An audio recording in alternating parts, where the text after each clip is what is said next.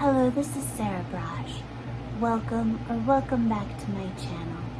So please subscribe to my YouTube channel if you haven't already done so, and please donate to my legal fund. I will have all of my fundraising links below.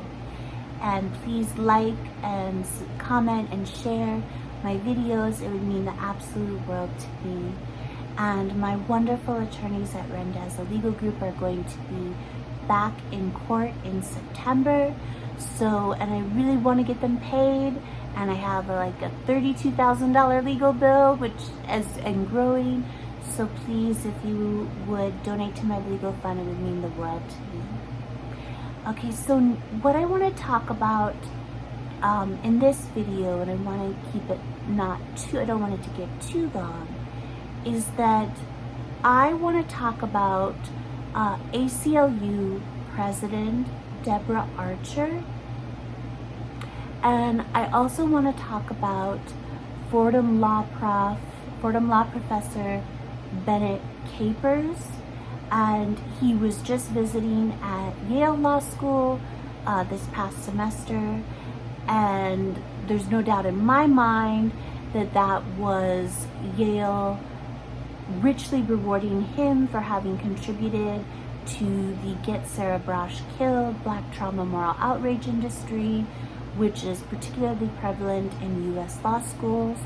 So I'll do more videos about Bennett Capers, but what I want to specifically address in this video is that I now believe, based on the Twitter history of both Fordham Law Professor Bennett Capers and NYU Law Professor Deborah Archer, who's also the ACLU president, I now believe that Fordham Law Professor, and I'm a graduate of Fordham Law School, so my own law school, and I'll do another video about this. I've already made appeals to Fordham Law School Dean Matthew Diller to help me save my life and to forgive my law school loans that I will never be able to repay now, because Fordham Law School has joined the Get Sarah Brosh Killed Black Trauma Moral Outrage industry for money and gain, and they're attacking one of their own. They're attacking one of their own graduates. And I made my name for myself at Fordham Law School as a human and civil rights attorney and activist, and I did amazing work for them. So it's really just it's just reprehensible and disgusting that they would treat me this way, one of their own. So I'll do other videos about that. But what I want to address tonight is that, so it was in the spring of 2021 that Deborah Archer, NYU Law Professor Deborah Archer, became the new ACLU president. Now, I almost immediately exposed her as the woke KKK monster that she is, because she thought the first, very most important thing that she had to do as the brand new president of the ACLU is team up with the then appeal president, Josie Duffy Rice, to try to drive me to suicide, because she was trying to protect the ACLU, who continues to wage their now more than 4-year campaign to destroy me, to drive me to suicide by publicly shaming me for my mental health disabilities, by grossly violating my privacy. So the ACLU continues their campaign to drive me to suicide and destroy my lifelong human and civil rights career to this day. And so when New York University law professor Deborah Archer became the new president of the ACLU in the spring of 2021, she thought the very most important thing that she needed to do, because I was getting the truth out. I was getting the truth out about the witch hunt at Yale. I was getting the truth out about woke KKK cancel culture and trial by Twitter without due process, and how this is destroying us. So ACLU president, brand new ACLU president, Deborah Archer, thought the most important first thing she needed to do to destroy me, to drive me to suicide, to stop me from saving my life and career, and exposing the ACLU as an evil organization, as a woke KKK, cancel culture organization. She thought she needed to drive me to suicide and destroy me, so she teamed up with the appeal President Josie Duffy Rice to do this.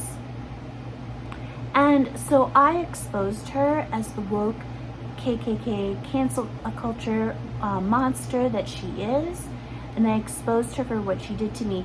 Now, right after this was when I was swatted twice in May of 2021 on the 9th and the 17th, and someone called the Connecticut State Police and told them I had a gun and that I was going to use it and I was going to shoot people and kill people. So, and that was obviously all completely false. So, thank goodness the Las Vegas police department already knew me very well, and I had already informed them and made them aware of what was happening, and that this was all part of a campaign to destroy me because I was getting the truth out about the witch hunt at Yale. So they did not obviously come, in through my door, with guns blaring or anything like that, because they already knew me and I had already informed them of what was happening. But I was swatted, and the person who did this to me, or the people who did this to me, or the organization or organizations who did this to me, clearly wanted me to end up dead.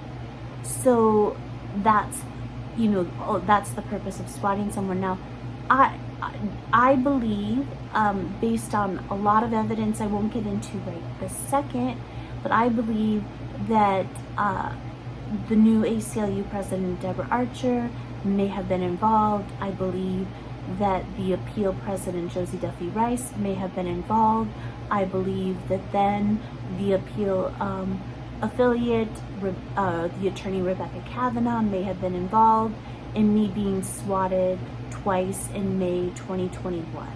I believe that there is very possibly a connection to me exposing the lot of them as the woke KKK cancel culture monsters that they are.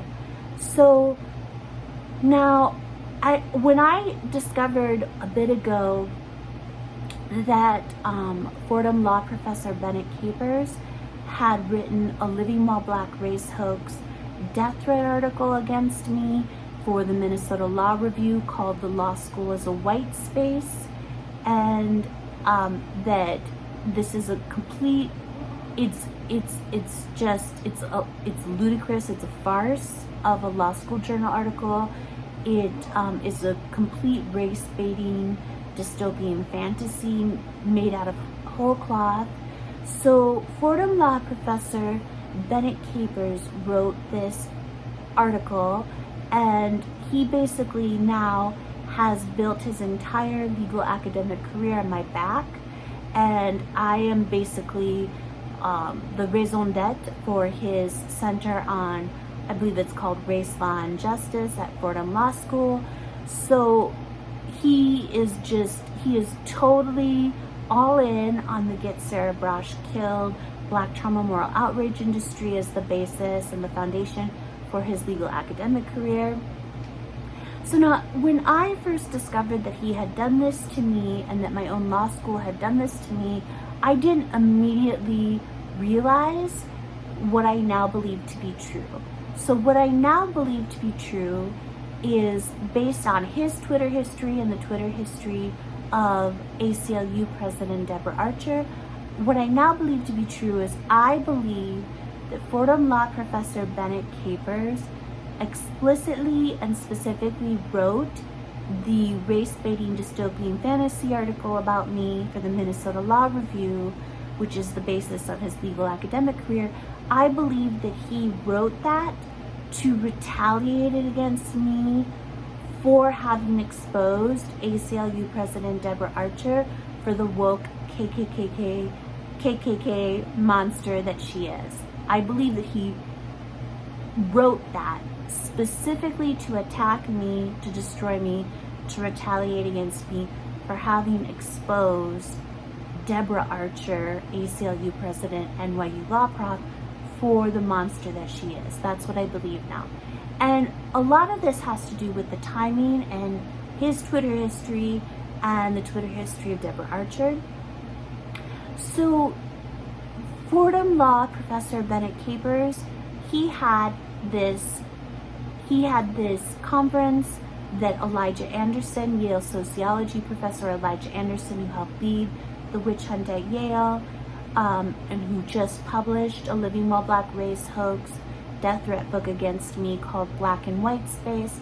So he was at a conference, a panel about this at Fordham Law School, invited by Fordham Law Professor Bennett Capers. That was in the fall, in November of 2020. So now, there's no paper.